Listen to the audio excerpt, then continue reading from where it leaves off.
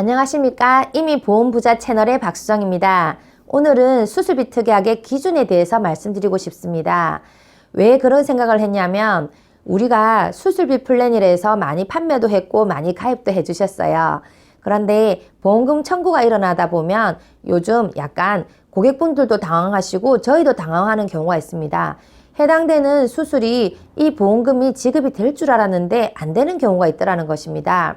우리가 실비는 과거 청구 경험으로 고객분들도 저희도 잘 알고 있습니다. 이분이 실비가 100% 지급짜리인지 10%, 20%, 30%의 자기 부담금이 있는 실비를 가입하셨는지를 아시기 때문에 보험금의 지급의 예상에 있어서 벗어나는 경우가 별로 없으세요. 그런데 수술비 플랜이라서 많이 가입을 했고 내가 지금 수술을 당장 했는데 보험금 청구를 해보면 수술비가 만족스럽게 보험금이 지급되지 않는 경우가 종종 있다는 것입니다. 그 기준을 먼저 좀 아시면 오해를 좀 덜 하실 수 있을 것 같아서 큰 기준 두 가지를 말씀드리고 싶습니다. 종신보험의 특약으로 종수술비, 예전에는 1종에서 3종, 최근에는 1종에서 5종까지 수술비 특약을 가입하셨습니다. 이 종수술비는 질병이나 재해의 원인에 따른 수술비를 지급하는 것이 아니고 수술 방법에 따라서 지급하는 것입니다. 그러니까 같은 뇌에 문제가 있어서 같은 병원에 수술하시고 입원을 하셨는데 어떤 분은 최고의 5종의 수술비를 지급받으시고 어떤 분은 몇십만 원의 수술비를 지급받으신다는 겁니다. 수술 방법이 어떤 분은 개두, 머리를 여는 직접적인 수술을 하셨고 어떤 분은 사타구니 대동맥을 통해서 간접적으로 이렇게 수술을 하셨다는 거예요. 그럼 수술 방법이 다르지 않습니까? 그죠? 이렇게 따라서 종이 어떤 몇 종의 수술이냐에 따라서 보험금 지급이 달리 되는 것입니다.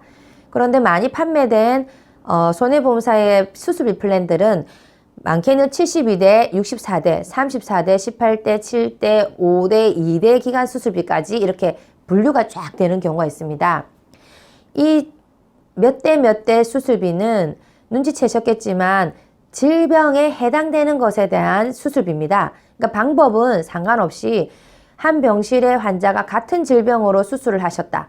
방법은 신기술로 하셨던 무슨 개흉 수술을 하셨던 상관없이 그 질병에 해당되는 보험금을 지급드리는 것입니다. 그러니까 옛날에 우리 가입한 여성 특정 질환, 남성 특정 질환, 부인과 질환 수술도 한번 그 특약을 보셔야 됩니다. 내가 막연히 여성 특정 질환이니까 이 수술이 해당이 되겠지. 안 되는 경우가 있습니다. 그리고 나는 부인과 질환이 걱정되어서 수술비를 가입을 했는데 나는 지금 부인과 질환이 아니니까 내가 한 수술이 지급이 안 되겠지 하시는 경우가 있으세요. 그런데 살펴보시면 해당이 되는 경우도 상당히 많습니다.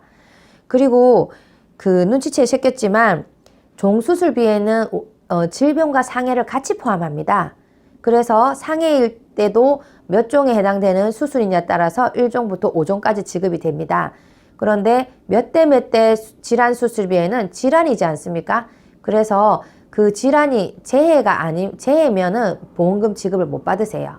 그러니까 우리가 지금 관리 잘 되고 계시는 질환이라도 나중에 내가 만성질환이 되고 합병증이 왔을 때 수술을 하면 얼마나 지급을 받을 수 있는지 보험 가입하시고 계신 보험의 특약에 한번 약관을 챙겨봐 주시면 좋을 것 같습니다. 오늘도 시청해 주셔서 감사합니다.